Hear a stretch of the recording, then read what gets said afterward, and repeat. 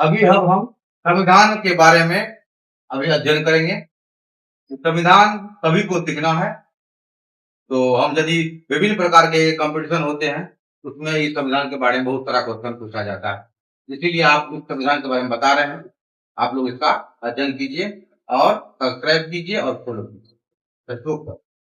ठीक, संविधान जो है नियमों और उपनियमों का एक ऐसा लिखित दस्तावेज है होता है जिनके अनुसार सरकार का संचालन किया जाता है।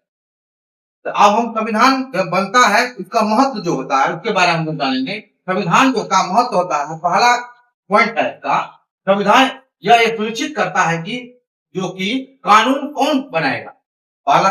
दूसरा करता है संविधान समाज में शक्ति के मूल्य वितरण को स्पष्ट करता है, दूसरा।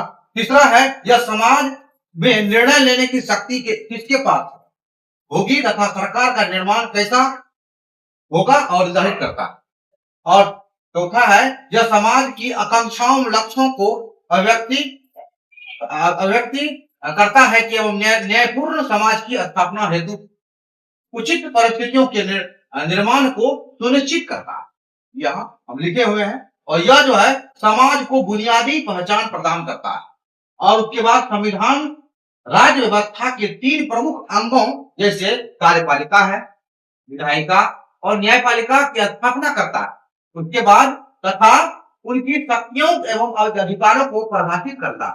और चौथा का फिर यहाँ पर देखते हैं यह संविधान के अंगों के अधिकार को मर्यादित कर निरंकुश एवं तानाशाह सरकार से मुक्त करता है।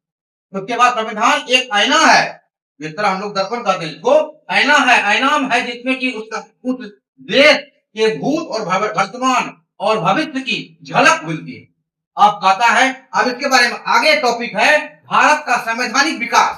संवैधानिक विकास 2 तरह से हुआ, पहला ब्रिटिश ईस्ट इंडिया कंपनी के द्वारा और उसके बाद ब्रिटिश राज के अंतर्गत। और ब्रिटिश ईस्ट इंडिया कंपनी जो था उसमें 1773 से लेकर के 1853 तक के हम पढ़ेंगे अभी। और उसके बाद फिर पढ़ेंगे ब्रिटिश राज के अंतर्गत उसमें 1858 से लेकर के 1947 तक का हम लोग अभी अध्ययन करेंगे। अब हम पढ़ेंगे रेगुलेटिंग एक्ट क्या होता है 1773 में। इसमें सबसे पहले न्यायालय का स्थापना हुआ था मुंबई में। कहां पर?